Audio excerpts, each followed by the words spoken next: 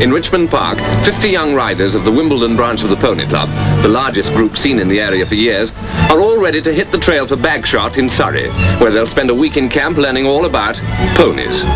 The Pony Club is incorporated in the British Horse Society, so perfection is the keynote.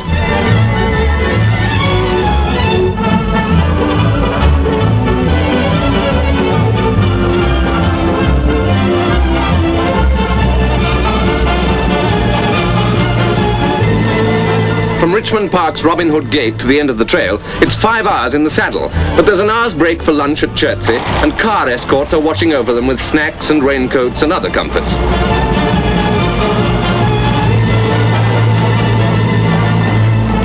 The Pony Club started this idea because they believe that in 1 week in camp, children can learn more about ponies and how to look after them than they normally do in a year of occasional rides.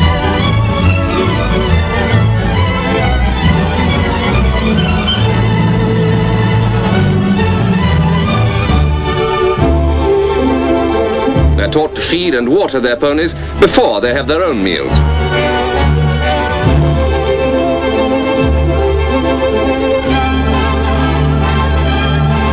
No one complains of loss of appetite here, what with the riding and those incidental little jobs that an accomplished horsewoman prides herself on being able to do.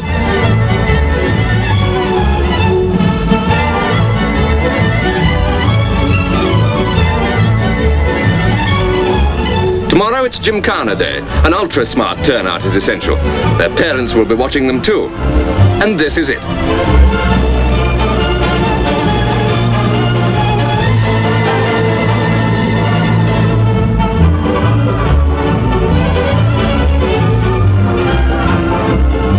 The competitors are divided into 3 age groups: 16 to 20, 13 to 15, and 9 to 12.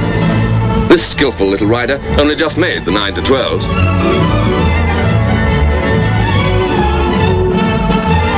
Rosettes are presented to the winner and the runners-up. And now the Gymkhana's over, but the country rides are left, and the picnics, and the cinema shows, and the campfires with the sing-songs, and of course, the simple pleasure of feeding the ponies.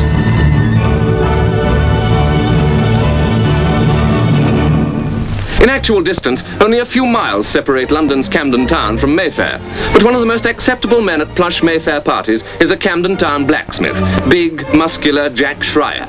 For he's a much sought-after artist who uses metal instead of canvases, a furnace instead of water, a hammer instead of a brush, creating intricate masterpieces in wrought iron.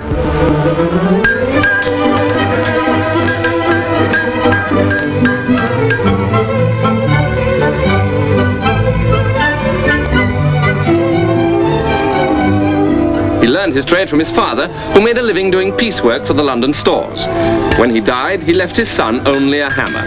Today, that hand hammer works side by side with automatic hammers, acetylene welders, 50-ton presses, and 26 men are employed reproducing Jack Schreier's original designs.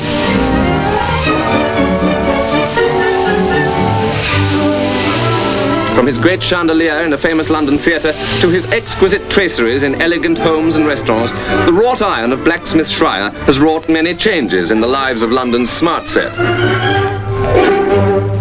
It isn't essential to be at least 5 feet 8 inches tall to serve efficiently with London's Metropolitan Police. And to prove it, let's take an imaginary case of carelessness. It's practically a direct invitation to any self-respecting burglar, such as this industrious chap. So far, he's had a brief but profitable visit, with the briefcase plus its contents making a nice little souvenir.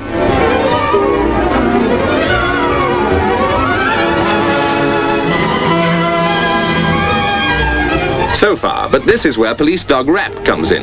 Yes, he's way below the minimum police constable height, but that's no handicap to him.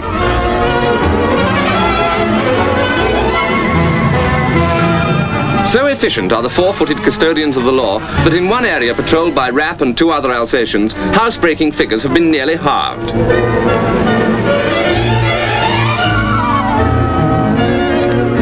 When it comes to being chased by a police dog, even the most hardened criminals experience fear. They know that it's almost impossible to elude an Alsatian like Rap, who already has 22 arrests to his credit. The dogs do a 7-hour patrol daily. Trained at Imber Court, Surrey, there are nearly 100 of them serving with the Metropolitan Police, mostly Alsatians, with Labradors next in number.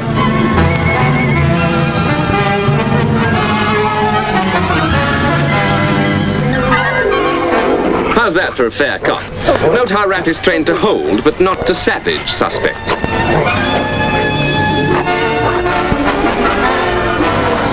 After all that, never was a burglar so pleased to see a policeman. Nothing like doing the job properly.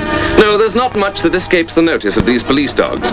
Small wonder then that when they're around, cat burglars feel they just haven't a dog's chance. Wimbledon, the home of lawn tennis, a name that throughout the world means fast play of the highest, such as this exhibition by top-flight competitors. Yet it wasn't always so. In fact, Wimbledon was at first the home of a much more leisurely game, croquet.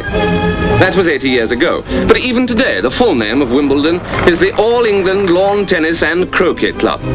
So, just for one day, some of croquet's most skilled players are taking advantage of that title.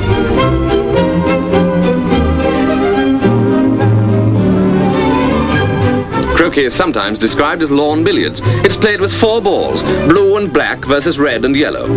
A ball propelled through its hoop by another scores a point, but the point most frequently made is that croquet is suitable for both young and old. Initiative, self-reliance, resourcefulness and courage, they're the qualities that help to make useful citizens. And at Bisham Abbey by the Thames near Marlow in Buckinghamshire, 50 girls, aged between 16 and 19, are being encouraged to develop these qualities. They're on a 26-day course arranged by the Outward Bound Trust in cooperation with the Central Council of Physical Recreation.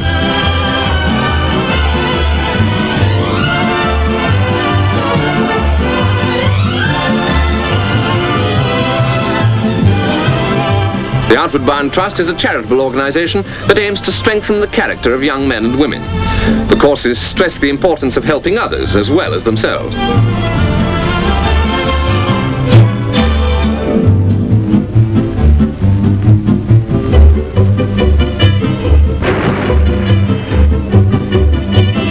Swimming is another of the many sports practiced to develop character.